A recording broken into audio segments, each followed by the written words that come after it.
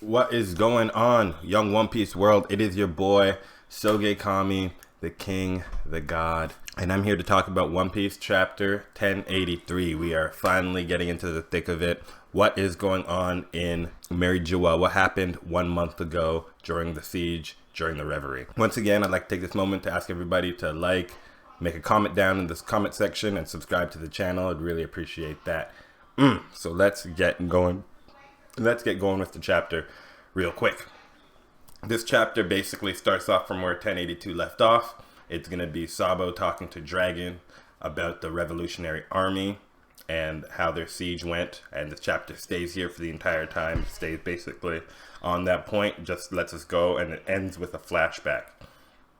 Now, in terms of what the goals were for the Revolutionary Army, their main goals were to declare war, which we know because they destroyed the symbol of Celestial Dragon, which is the dragon's hoof. That did give me kind of like Enies Lobby flashbacks from the Revolutionary Army. Basically, I think everyone thinks the same thing on that one. It's different than, because I guess Luffy declared war on the world government. So that's just a little different.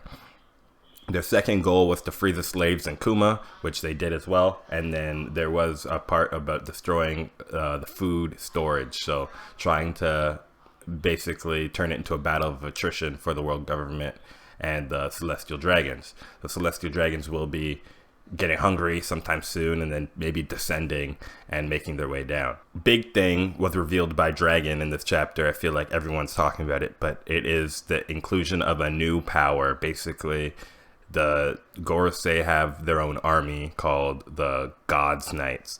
And I feel like this was referred in chapter 1054. It is the chapter where Akainu is talking about how basically St. Charlos was going to be murdered. And then somebody like Miso Guard helped the person who tried to murder St. Charlos escape.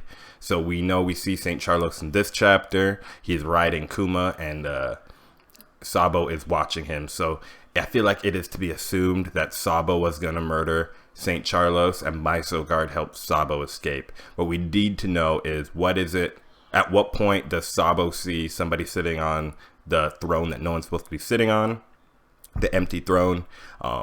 If right now it is assumed that both Sabo and Cobra might have seen it, and that's why Cobra gets erased. And we do see that, like, there was a plan to erase all these lights, and Imu was holding that picture of Vivi, and now we see Lucci with Vivi. So was Lucci's plan in this chapter to assassinate Vivi? These were some of the questions that come into my mind right off the bat. Now, when it comes to the Holy Knights in general, we do see a silhouette of the Holy Knight in the front, and this silhouette looks suspiciously like Shanks, like very suspiciously like Shanks, and that makes me think that there is a second Shanks, maybe Shanks' twin brother. When we do see that Shanks looking character go into the Gorosei's meeting room and meet with them, we only see half the face, the half of the face where Shanks' scar wouldn't be. And 3 chapters prior to that, we see a picture of Shanks only with Shanks' face with his scar, only that side. So that makes me think that Oda's kind of hiding the fact that there's a second Shanks, because personally, I just can't wrap my head around a world where Shanks himself is evil. Like, how could Shanks work with the Gorosei? Like, even if he was a member of the Celestial Dragons, like, so was Doflamingo, and he still was getting attacked by, treated as a pirate. So, like, Doflamingo didn't get anything special until he became a Shichibukai. You know what I mean? So I don't see how Shanks could be so special just because his status as an emperor would allow him to go and see the Gorosei.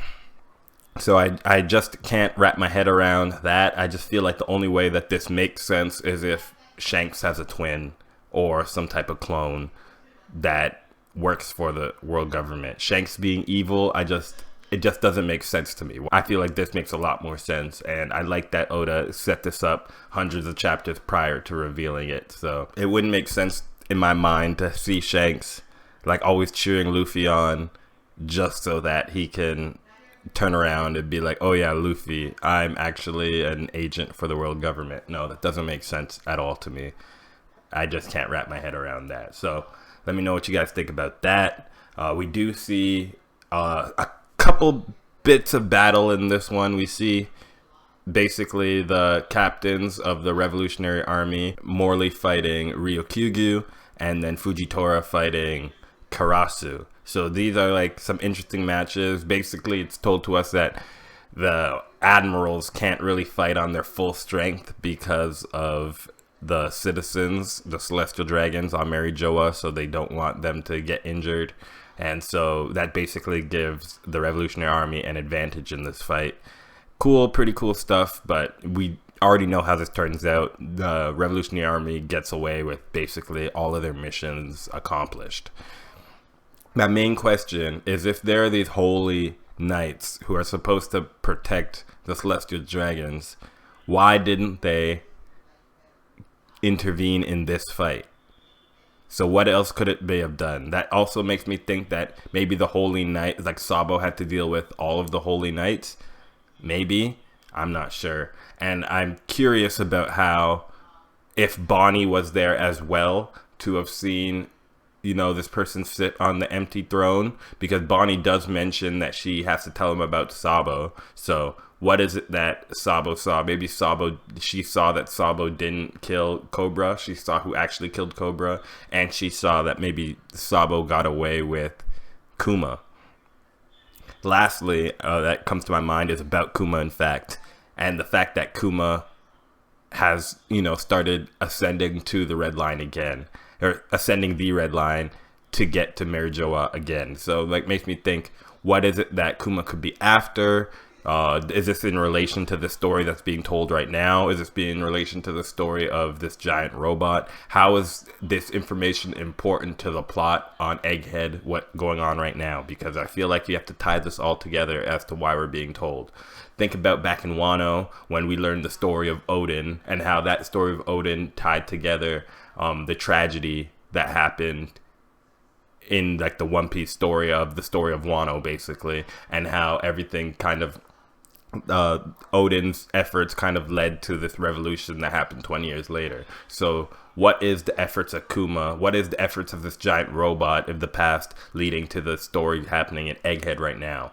You know, what could possibly be the information that we can dissect from what we're seeing now with the Reverie and what's going on at Egghead?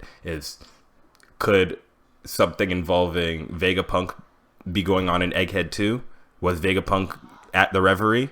You know, these questions just come into my mind right now. I feel like there just is a lot of mystery behind what's going on.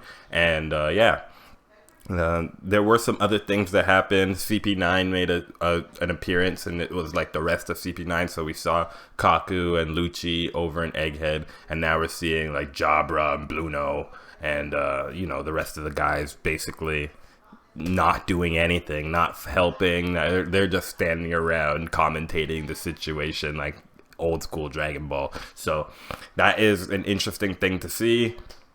Not really much from them at this point, except for just Oda making sure we remember that they're alive. But yeah, that was basically chapter 1083 in a nutshell.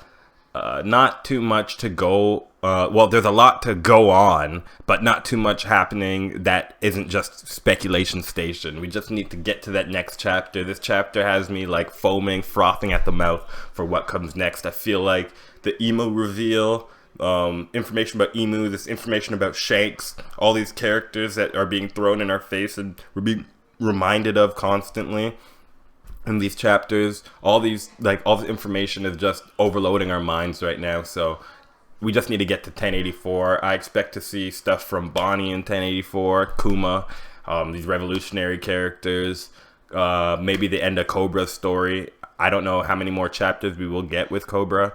And I'm not even sure Cobra's really dead. Was Sabo framed? Is this just Photoshop? Or is that really Sabo there? Is Sabo, does Sabo know more to the story? Is he going to be able to tell the story about Imu? Or is there going to be like another erasing going on? You know, what is the story of, you know, Luffy's picture getting chopped up, Shirahoshi's picture, Blackbeard's picture, and then that holding picture of Vivi? How did Vivi get away? We just have all these questions that we need to see. And, you know, I'm just living for it. You know, I'm taking my time, patiently waiting. So, yeah, let me know what you guys think about the chapter. What theories, what do you think could be happening next? And we will all be patiently waiting until Thursday. Take care. See you later.